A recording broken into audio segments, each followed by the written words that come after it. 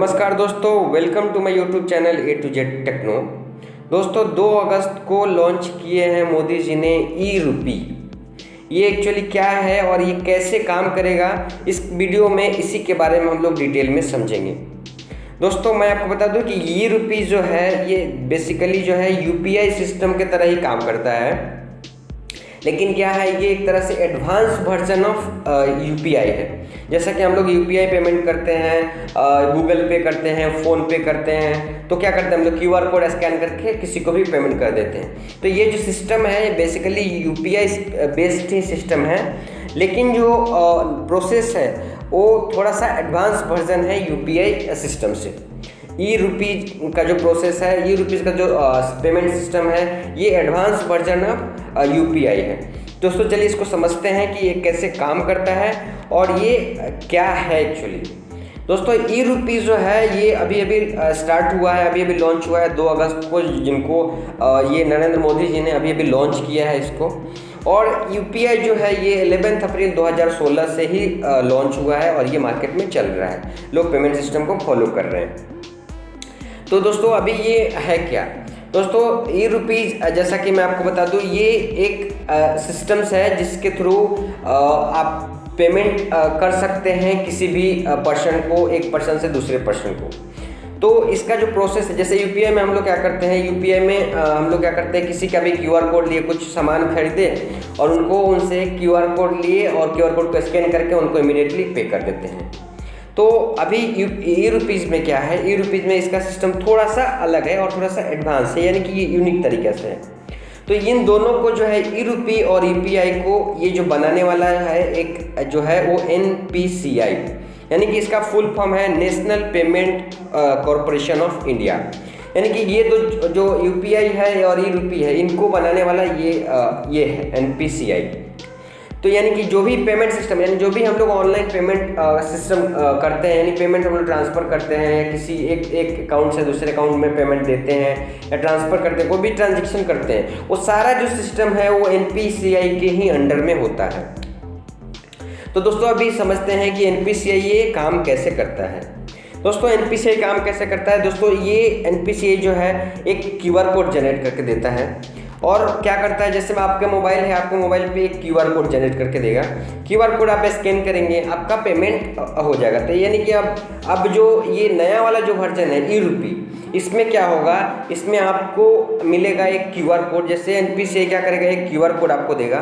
आपके मोबाइल पे। अगर आपके मोबाइल एंड्रॉयड फ़ोन है तो आपके मोबाइल पे क्यूआर कोड आएगा। अगर आपका मोबाइल पे मान लीजिए एंड्रॉयड फ़ोन नहीं है, आपका की वाला है या ओल्ड वर्जन फ़ोन है जिसमें आपका जो डिस्प्ले वगैरह जो है वो उसमें यूपीआई सिस्टम का यानी कि क्यूआर कोड विजिबल नहीं है, उसमें क्या करेगा, आपको एक एसएमएस भेजेगा। एसएमएस में कुछ कोड रहेंगे, उस कोड के मदद से आप सामान परचेज कर पाएंगे। यानी कि मान लीजिए अभी इसको चलिए एग्जांपल के तौर पे मैं आपको समझाता हूँ कि कैसे एक्चुअली ये वर्क करेगा। मान लीजिए कि गवर्नमेंट ने कुछ पैसे दिए किसी भी पर्सन के अकाउंट में, मान लीजिए कि लोगों को कुछ डिस्ट्रीब्यूट करना, मान लीजिए कि ठंडा हुआ तो ठंडा के मौसम में लोगों को गवर्नमेंट ने कुछ पैसे दिए कि 2-2 हज़ार सारे लोगों के अकाउंट में दिए कि कुछ ब्लैंकेट खरीद लो, या अभी कुछ कोविड का सिचुएशन है तो मास्क सबसे ज़्यादा ज़रूरी है, तो मास्क खरीदने के लिए अभी कुछ में पेमेंट दे दिए। तो लोग क्या करते थे कि अकाउंट में पैसा आ गया तो उस पैसे का क्या खरीद रहे हैं उसका कोई मीनिंग नहीं। मान लीजिए कि गवर्नमेंट ने भेजा कि आप कुछ फूड खरीद लीजिए या कुछ मास्क खरीद लीजिए, तो मास्क खरीदने के बदले ये कुछ और चीज़ें खरीद लेते, कुछ और ग्रोसरी खरीद लेते थे। गवर्नमेंट ने दिया कि आप कुछ बुक खरीद लीजिए, कुछ किताब खरीद लीजिए, बच्चों को दिया मानिए, यानी कि छात्र छात्राओं को दिया कि कुछ आप किताब खरीद लीजिए, किताब खरीद के आप पढ़िए। और उन लोगों का क्या किया, वो चीज़ें कुछ और चीज़ें खरीद, कुछ खेलने वाला चीज़ें खरीद लिया या कुछ खाने पीने का सामान खरीद लिया, कुछ कपड़े खरीद लिया, कुछ ब्यूटीज़ वगैरह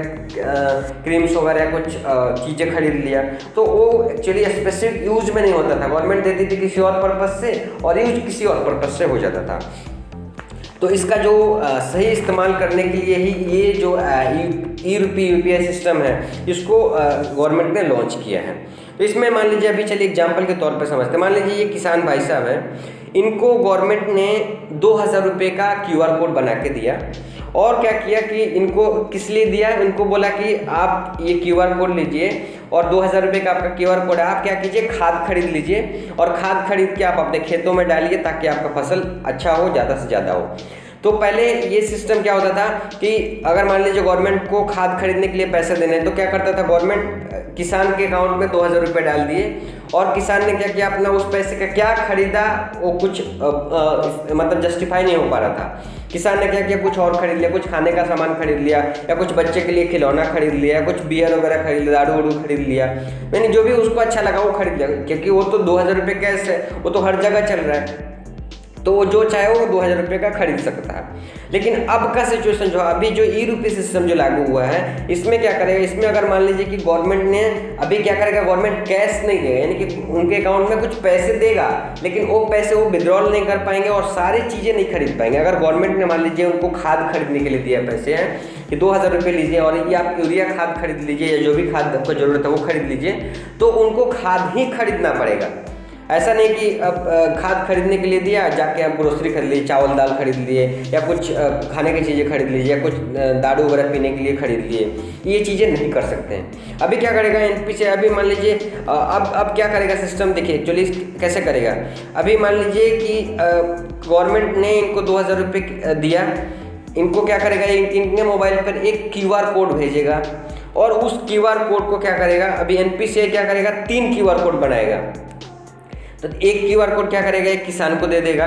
दूसरा QR कोड क्या करेगा अपने पास रखेगा और एक जो तीसरा QR कोड है वो क्या करेगा, वो गवर्नमेंट ने इनको किस लिए, किसान को किस लिए दिया है, खाद खरीदने के लिए। तो यहाँ जहाँ पे भी फर्टिलाइजर बिकेगा ना, जहाँ पे भी खाद बिकता होगा उनके पास ये QR कोड देगा। यानी कि अगर ये किसान भाई साहब जाएंगे अगर ग्रोसरी के दुकान पे या बियर के दुकान पे जाएंगे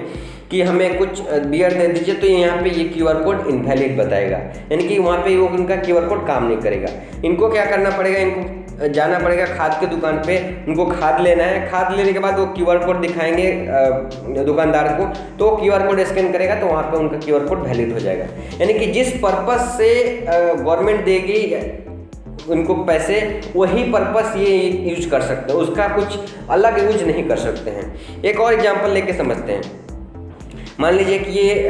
बूढ़ा व्यक्ति हैं, ये ओल्ड मैन हैं, अभी इनको क्या किया, तो गवर्नमेंट ने, सरकार ने इनको 5000 रुपये दिए कि भैया आप 5000 रुपये लीजिए और अपना इलाज करवाइए, कुछ दवा खरीद लीजिए ताकि आपको हेल्थ अच्छा रहेगा। तो इन्होंने क्या किया कि ये क्या किए कि इन्होंने, पहले क्या होता था कि मान लीजिए 5000 रुपये अकाउंट में गवर्नमेंट देती थी और ये क्या किया, 5000 इन्होंने निकाला और 5000 का ये क्या करते थे, दवा खरीदे कि कुछ खाने की चीज़ खरीद लिए कि कुछ बच्चे का कपड़े खरीद लिए कि कुछ बच्चे को खिलौना खरीद लिए,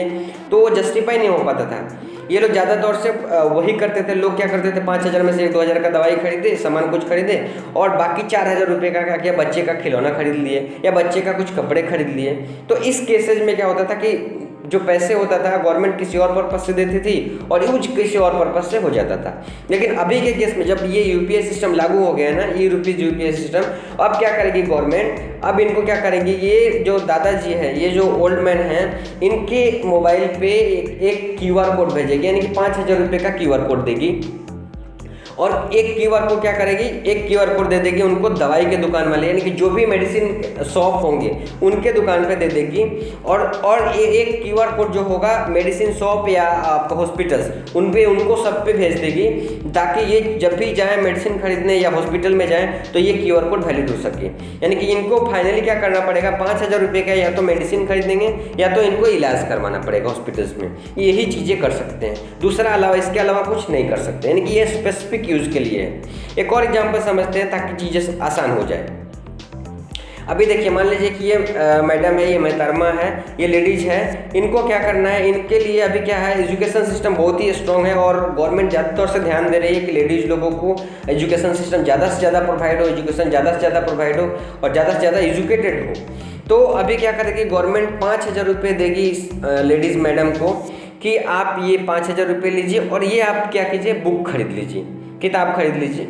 तो ये मैडम क्या करेंगी, ये बोलेगी 5,000 रुपये तो बहुत है, अभी हमारे अकाउंट में आ चुका है पैसा। ये पहले क्या करती थी, 5,000 जैसे गवर्नमेंट अकाउंट में देती थी तो क्या करता था गवर्नमेंट, ये लोग 5,000 रुपये कैश विड्रॉल किए और जाके कुछ और खरीद लिए। ये गए, ये मैडम जाके ब्यूटी पार्लर में गई, अपना मेकअप वगैरह करवा ली और मेकअप करवाने के बाद इनको कुछ पैसे दे के अपना निकल गए। यानी कि गवर्नमेंट ने दिया, कुछ किताब खरीद के आप पढ़ाई कर लो और ये कहीं और इस्तेमाल कर दी। तो अब क्या करेगी गवर्नमेंट, जैसे ये यूपीआई सिस्टम लागू हो गया, यूपीआई सिस्टम, तो इसको क्या करेगी, अभी क्या करेगी गवर्नमेंट, इस मैडम को मोबाइल पे एक क्यूआर कोड भेजेगी 5,000 रुपये का और एक किताब वाली दुकान पे क्यूआर कोड देगी,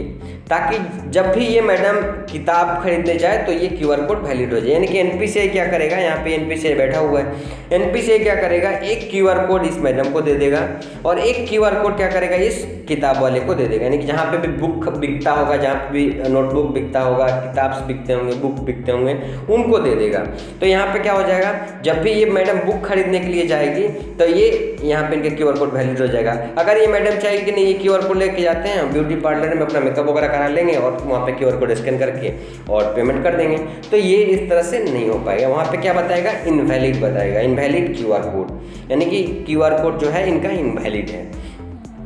तो इस तरह से ये जो सिस्टम है काम करेगा। अभी क्या करेगी, थोड़ा सा अभी देखिए ये चीज़ें अभी नया स्टार्ट हुआ है, यानी कि 2 अगस्त को अभी स्टार्ट ही हुआ है। अभी ये बहुत ही आगे जाके बहुत ही एडवांस होने वाला है, बहुत ही यूनिक होने वाला है और बहुत ही अपडेट होने वाला है। जैसे होता क्या था, पहले एटीएम कार्ड कोई नहीं यूज़ करता था, लेकिन अभी क्या हर कोई यूज़ करता है, हर चीज़ें, हर लोग इसका बेनिफिट ले पाते हैं। तो अभी क्या होगा, धीरे धीरे ये चीज़ें जो होगा और आसान हो जाएगी और भी ये एडवांस वर्जन हो जाए। अभी मान लीजिए कि कंपनियाँ क्या करती है, जैसे कंपनी में बहुत सारे जो एम्प्लॉय हैं मार्केट करते हैं, मार्केट विजिट पे जाते हैं या किसी भी काम के लिए कंपनी क्या करती है, देती है, तो उनको क्या होता है मार्केट में जाके, यानी कि कहीं भी सिटी में गए, एक सिटी से दूसरे सिटी में गए तो उनको होटल में स्टे करना होता है। यानी कि कंपनी ने अभी क्या करेगी, मान लीजिए कि कोई भी कंपनी है, डेल है, आपका आईटीसी है या बहुत सारी जो भी कंपनी है, मान लीजिए कि आपका कुछ टीसीएस कंपनी है, तो ये क्या किया, मान लीजिए एप्पल है, कोई भी कंपनी है, तो कंपनी क्या करेगी, कंपनी एम्प्लॉय को भेजेगी कि आप जाइए मार्केट विजिट के लिए और ये होटल में आप स्टे कर लीजिए, यानी कि 5 स्टार होटल में आप स्टे कर लीजिएगा। तो कंपनी क्या करेगी कि कंपनी एक क्या करेगी,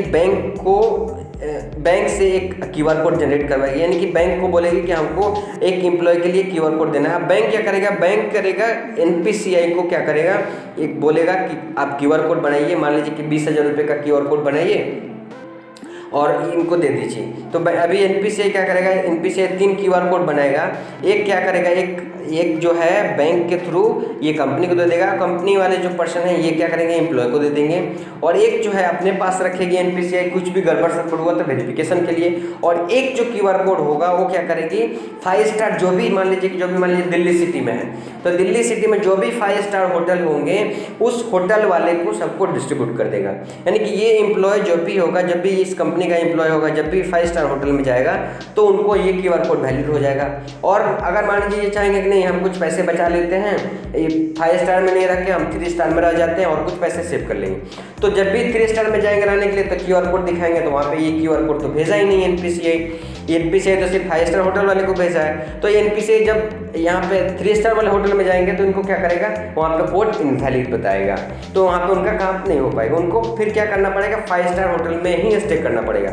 माने कि ये एक तरह से जो है स्पेसिफिक यूज के लिए ही है। अगर मान लीजिए कि कोई आदमी बोल रहा है कि इस पर्पज से ही जा रहा है, आपको अगर मान लीजिए कि कुछ स्पेसिफिक यूज के लिए ही दे रहा है पैसा, इसमें आप इधर उधर नहीं कर सकते। मान लीजिए कि अगर आप ये कंपनी है उनको बोला है कि 5 स्टार में ही रुकना है तो 5 स्टार होटल में ही आपको रुकना है, आप अलग होटल में नहीं रुक पाएंगे और वो क्यूआर कोड वैलिड नहीं हो पाएगा। तो दोस्तों उम्मीद करता हूँ कि आप ये चीज़ें बहुत ही अच्छे से समझ चुके होंगे